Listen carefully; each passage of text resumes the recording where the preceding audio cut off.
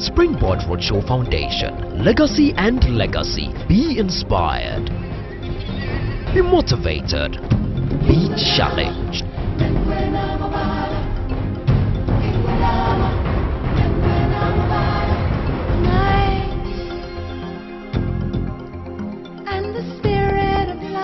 The theme for this year is going global. And I would like to speak to the theme from the perspective that I choose to call speaking the global language. Speaking the global language. It is important, and I'll be borrowing largely from this book, Sheba, to bring you some perspectives on ancient customer service repackaged in today's social media driven world. And I want to start by saying that something global is comprehensive. When we say something is global, it means it is comprehensive in its outlook, or it relates to the whole world, not just for your corner, not just for your city or for your region, but it is global, comprehensive, or it relates to the entire world. I want you to understand that whatever you are doing is not for local consumption only.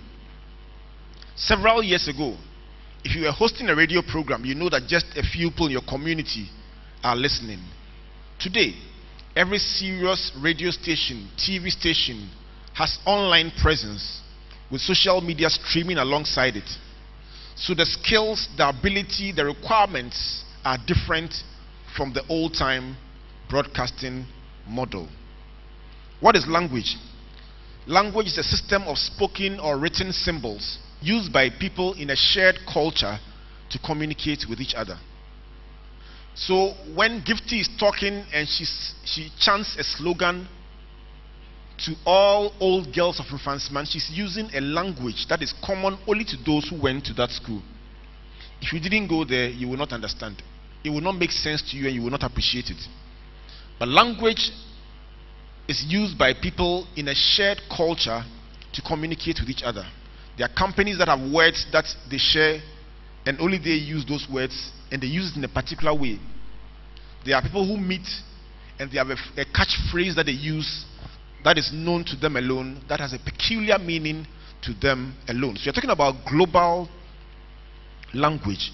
What are the benefits of language? It helps us to identify ourselves with each other. When you travel outside the country and you meet a Ghanaian, the moment they see you, they switch from English to one of the local languages or vernacular, just to let you know that we are together. Even if you are struggling, you are together in the struggle. Somehow it brings a sense of connection. So identification is one, communication is another. It helps us to exchange ideas, thoughts, concepts. Language is also important for transactions. If I want to buy something from you, do business with you, we need language to be able to understand what I expect, what you can give, and then what I can also give. We are talking about speaking the global language. Language is also important for connection. It brings us closer to each other.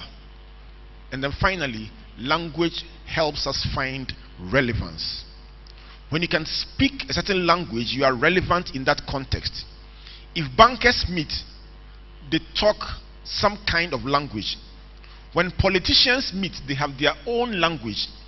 If you don't understand those terminologies, those words, and those concepts, you will realize that as they discuss the things they normally talk about, you will find yourself caught out in the cold because you can't relate to the themes. So in talking about going global, it's important for us to explore what kind of language does it take to go global. Let me say that language is often expressed in words which are constructed by alphabets. So I'm going to take the liberty to take the alphabet of the English language and use them as an acronym to give you my own interpretation of global language, and I hope that you will find it instructive. So I have 26 alphabets and I've given them my own words and my own meaning, but each of these words will be critical in your quest to go global. A stands for anticipation. Let's all say it together. Anticipation. Well, anticipation is simply being able to consider something beforehand. Being able to preempt something. To predict that something would happen. You realize that very often in the economic space, people can say, I expect inflation to go up or down. I suspect that when this road comes into this area, a lot of businesses will open up in the space.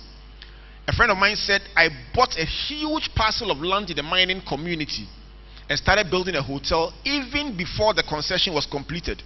So by the time everybody realized and they started coming there, the land was finished and had a huge place, and today he's doing very well and winning several awards for being able to anticipate an opportunity before it comes. Friends, let me say this, that if you want to climb the train of opportunity, you must anticipate it before it arrives, not wait for it to come and try and get on board.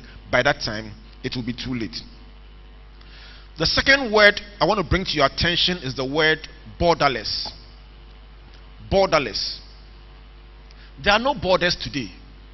The borders we have erected between our countries are imaginary barriers. But trust me, there are people who sit in Ghana and regularly do business with people they have never seen and will never see in their lifetime. There are authors whose editors live in the US. They send their manuscripts to them, they edit them, bring them back, they send them their payment, and they never see them. Every kind of service that is enabled by technology is being done by people in different parts of the world. I'm suspecting that there are people who can even do your hair for you in another country and post it to you. And you just put it on your hair like this, and that's it. But trust me, things are happening now that never used to happen before, because we don't have the kind of geographical restrictions we used to have when we were children. What does that mean to you in your quest to go global? It means think beyond your immediate locality. When you are starting a business, don't choose a name as if the business is always going to be in Kwesimintim. So you call it Kwesimintim Local Community Store. After 3 years, now you win a contract to supply a main person in Germany. And even the name, when they are doing an LC with Kwesimintim Local, it does not sound global. There's nothing global about that one. So even choosing the name of your business, you must think borderless. The third thing I want to bring to your attention is competition. It's a very competitive world. Whether it's a school you do, and I like saying this because it creates discomfort in some places. Even church is very competitive now. Because some churches, you go there and you see technology at work. PowerPoint presentation, organized order, live streaming, and your place, oh, we start when we like, we close when we like. No, you can't do that. And somebody's on the stage, somebody runs onto the stage, and then even the way the choristers climb onto the stage, somebody's listening live on the internet, and they say, shall we invite the choir? And and then they are dancing and coming. 5 minutes, they are climbing the stage, mass choir. What are you talking about? People don't have time these days. The person has told is catching a bus to work at 11 o'clock, he's coming for first service. Competition. My friends, we live in a very competitive world. And to survive, you must think outside the box. Think with reference to the kind of space within which we are operating. Competition means that the customer or Sheba knows her choices. Today's customer is very sophisticated. Even TV. Some time ago, there's one channel. You sit down behind the TV and watch, and at some time, shh, you have closed. Today, even a 6-year-old boy will cross his legs with something called the remote. It is their statement of choice. If you don't perform, tell somebody competition. The fourth word is decisiveness. The great legendary Amatedu, in The Dilemma of a Ghost, wrote a famous poem, Should I Go to Cape Coast or to Elmina? I don't know and I can't tell. For many of us, we meet the greatest opportunities of our lifetime And we are standing there and saying, and this, and this, and poko poko. By the time you finish saying, what did they say it? Mini, money more. Those of you who went to good schools, mini, money more. By the time you finish saying it, somebody has picked the opportunity and it's gone. The difference between the person who makes 200,000 sales and the person who makes 20,000 is not 10 times the level of intelligence. It is small choices that are made decisively at the right time and in the right way. Many of us find ourselves stuck at one point in our careers, not because God does not love us and not because we are not good, but because we do not understand the dynamic of life and the speed with which life works. From tomorrow morning, when you wake up, remind yourself that in today's dynamic world, there is no space for indecisive people. Take a decision, make a bold decision, take it now and move. If you decide that you are not reading enough, if you decide that you are not adding more value to yourself, tomorrow morning, don't say, oh, next year I will change all these things. Next year how? Don't even say next month. If you feel that strongly about it, be like that friend of mine who said, as for me, I told you that I'm not a technology person. I'm a technology person, I'm not a reader.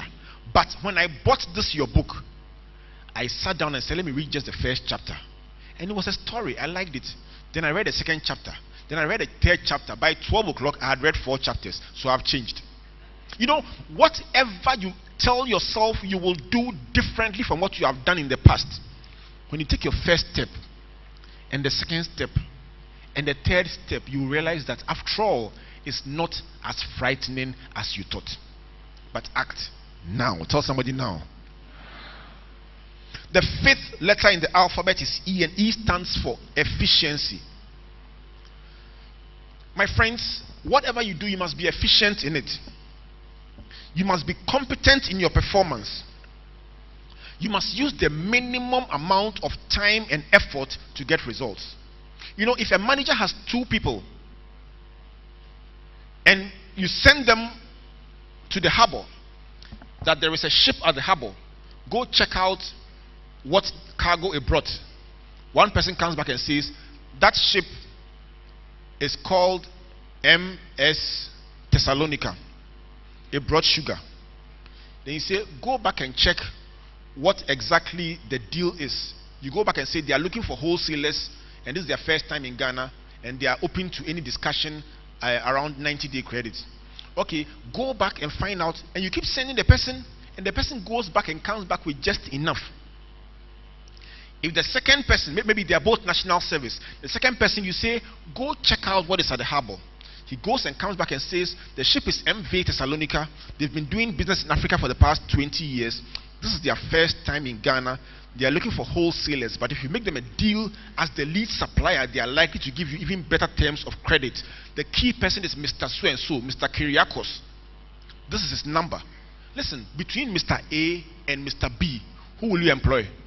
B. So it's not about whether he doesn't like guns or he doesn't like me because I'm a female. Don't ascribe strange reasons to your failure to rise in life. Go to the root. You both got a chance to do national service. One was excellent, one was average. The excellent person was retained, the average person sent away. Efficiency is key. 6, functionality. A microphone is not a table tennis bat. A microphone is not a hockey stick. If you sell me a microphone, when I talk into it, it must give me volume. That's the purpose. Whatever you do must be functional. It must be able to deliver the promise that you make. It must be capable of operating and serving the purpose for which it is designed. The main thing is still the main thing. If you are hired to deliver a particular outcome to an organization, be functional. The reason why you were hired, you must deliver it.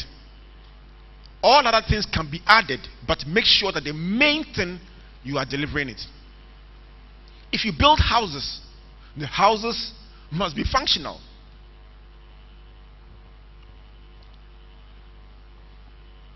When we build power plants, they must give us electricity. When we pay our light bills, we must get light. When we pay our water bills, we must get what? Water. Simple. It's not rocket science. Deliver functionality. Don't tell me English language and interviews. Deliver. And when you don't deliver, we must fire you. Tell somebody be functional. Number 7 is glocalization. G stands for glocalization. It's a fusion between global and local. Why is that important? Because many times when you talk about global or going global, people think about passport and visa. The good news I have for you is that you can be right here in Ghana and operate with a global outlook. Glocalization is simply to customize globally marketed products and services so that they can be better adapted to different cultures. A few years ago, a South African restaurant franchise came to Ghana and started the first drive-through. And many people were excited about the fact that they could drive into a restaurant and place an order in a window and go around, and the next window you pick your food and you are going. It was very fascinating. But after the initial excitement about the drive-through, there was a little problem. The spices in the food were of South African origin, and there was some monkey gland sauce and some peri-peri sauce that people did not like. Ghanaians wanted their pepper. Just a little adjustment would have worked. But you know, because it's a franchise, they stuck with their original formula, and we stuck with our original taste. So the marriage did not work. Last minute, when the divorce processes had begun, they began to pour pepper and even add Ghanaian dishes. But by that time, the man was gone. It was too late. If you don't understand it, don't worry. But what I'm saying is simply this, that whatever you do, when you take it outside your jurisdiction, adapt it to the local environment. Number 8 is hunger. Hunger is a platform on which you can succeed in life. All the successful people we've brought here are people who are hungry for success. You look into their eyes and you will see it. When you wake up, look into the mirror. What do you see? Do you see a certain lax attitude that says, after all, I'm better than everybody in my village? Or a certain determination that says, if I've been able to make it this far, I can still press? It's amazing how people can get so satisfied with so little. I met somebody in a village in one of our Newmont communities who said he had written 7,000 songs and he's broke. And I said, what? How many songs did Beethoven write? Or Mozart? 7,000 songs. You don't even need to perform them. Sell them to performers. Some people are performers, they can't compose. Some people are composers, they can't perform. Sell the songs 8 at a time. You will never be poor all your life. Hunger. Listen, when people say they are unemployed graduates, I say they are lying. I don't believe in graduate unemployment. It does not exist. You cannot go to school, university and get a degree, or polytechnic and get a degree, call yourself a graduate and be unemployed. How? There are options, but you are not willing to exercise them because you are not hungry. You have some parents and some friends somewhere who will give you food. The day you are hungry, you will resign from the Unemployed Graduates Association of Ghana. I promise you. Some of the things I did after university are too shameful to mention on this platform. Oh, why? I recall Komla Dumont speaking by video link, talking about beginning his career on the back of a motor scooter, reporting traffic news. How many graduates will accept that kind of job? Especially if you have a girlfriend or a boyfriend and they see you on the back of the scooter with your first class reporting traffic. Tell somebody hunger. Number 9 is integration. I stands for integration. And that is to form, coordinate, or blend something into a unified whole. One of the things you must aim at doing is to bring things together, connect and link things up. You may be doing something and making some progress, but if you can integrate it or link it to something, you will find that suddenly you will gain new momentum. The moment Gifty was able to link her television broadcast to a social media presence and provide another link to other places, it was an upward spiral. If you are a speaker and you add writing and become an author and you link it with broadcasting, it provides different platforms for the same message. And so you integrate and then ultimately generates multiple streams of income. The 10th thing that will take you global is a sense of justice. Be fair to people. Create fair opportunities for all your stakeholders. When customers pay you money to deliver service to them, be fair to them. Don't cheat your customer. Don't try and play a fast one on people. Promise them things and they sponsor your event and then you don't deliver what you promise. When you live like that, you will have short-term success, but you will struggle in the long run. My religious studies master, the great Reverend Cheche, had a simple terminology. He says, choose chin chin soso or soso chin chin. You like that one?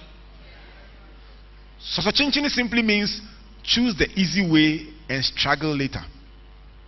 But chin chin soso means sow today, reap tomorrow. How many of you like chin chin soso? How many like soso chin chin? Tell somebody justice. Be fair to people, treat people well, and be honest in your work. The next word is K. Letter is K, and that stands for Kaizen. It's a Japanese word that simply means improve little by little every day. If you are at a point in your life and you know you are at point 0, don't say, by tomorrow, I am charged after Springboard. By tomorrow, I'll be at point 10. Oh, some people do that. They will call you and send you a text. They say, tomorrow you will see. Tomorrow, you created this problem over 10 years. You want to solve it in 10 minutes. Start from somewhere. Tell yourself, I'll read 1 chapter a week. Or I'll read 1 paragraph a day. Start from somewhere. You have not read for the past 8 years. And you say, I'll read 10 books a month. Oh, take your time. Add a little every day. Step by step. From below average, go to satisfactory. Then very good. Then excellent. Then outstanding. Little by little. Doctrine upon doctrine. Line upon line. Step by step. Make progress. That is the real progress. This is a springboard. But you step on it and then begin to build according to process. Don't stand somewhere and say, I claim it. There are things you can claim, others you work.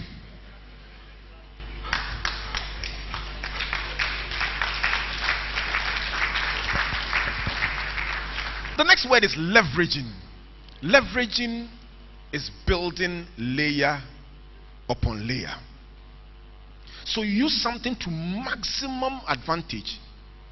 You know when Michael Jordan realized the name Jordan had become a brand, now there are Jordan shoes. Go to Manchester United, there are Manchester United watch, hospital services, buses, they even have cars. Yes. When you build a brand, you leverage the brand. So whatever you are doing, think about how you can add one more block, one more layer. And you say, what do I even have? You see, what you have not yet uncovered, you will believe that it doesn't exist. But the moment you apply your mind diligently to something, you will begin to see a pattern and you begin to see an opportunity. I want to speak especially to the young ones. Don't behave like us when we were growing up. When we were growing up, there was a lot of no, stop it. So we were not adventurous. We were told no more times than yes. We were told stop it more times than try. And to borrow the words of a lady in The Sound of Music, she says, anytime the sister sees her, she reminds her that she has done something wrong. So she say a number of Hail Marys and Our Fathers. So now when she sees the sister coming, she won't even wait for her to get there. She will kneel down and start saying the Hail Mary and Our Father. Because by all means, there will be something wrong. So we have been programmed to say stop it before we even start. Even if there's nobody to say stop it.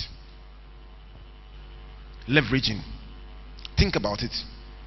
write a book, write a song, start a blog, set up a website, link up with somebody, do something different. You are not too young, you are not too broke. Dare to do something. Number 13, markets. Think about different opportunities, different platforms. A market simply allows people to do business with each other, link up with each other, connect to each other. So, think about markets. Whatever you do, ask yourself, what would it be like in Lome, Lagos, Algiers, Mexico, London, Argentina? Think. Sometimes it requires just a little adjustment of what you do, and it can be usable in different countries. Don't box yourself in a local corner. When we wrote our first book, one of my mentors, James White, who I regard in very high esteem, called me and said, Albert, never write like you're writing for Ghanaians. Write like you're writing for the whole world.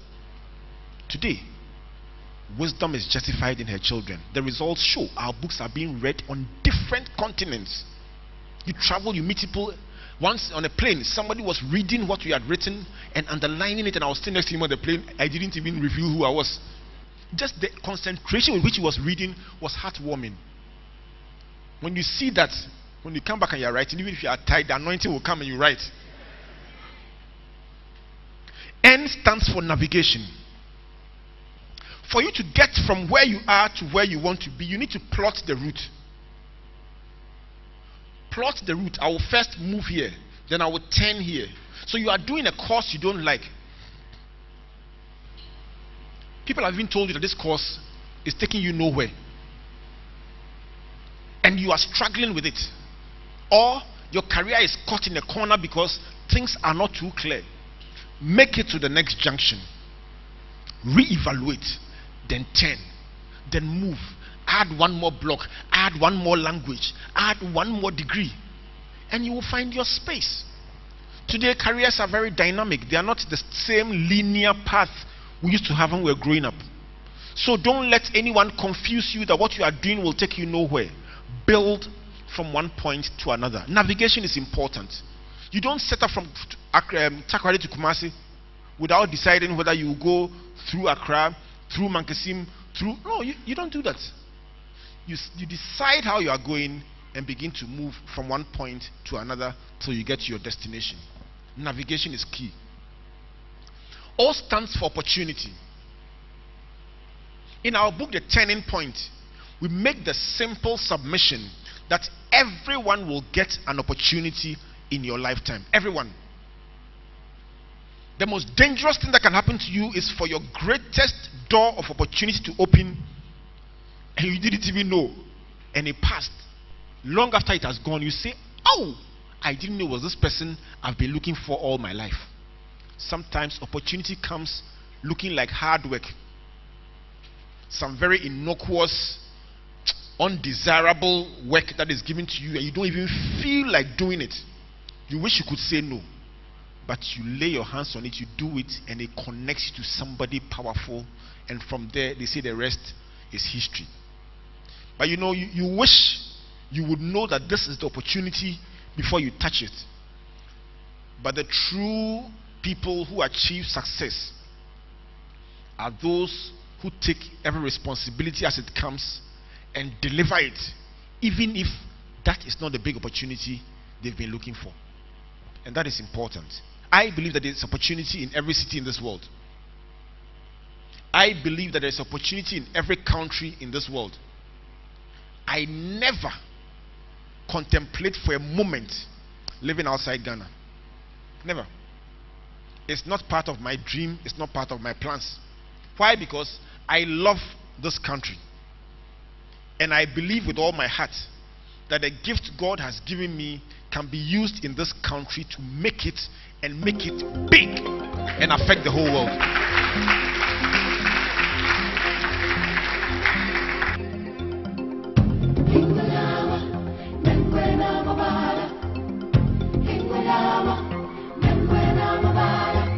Nights when the spirit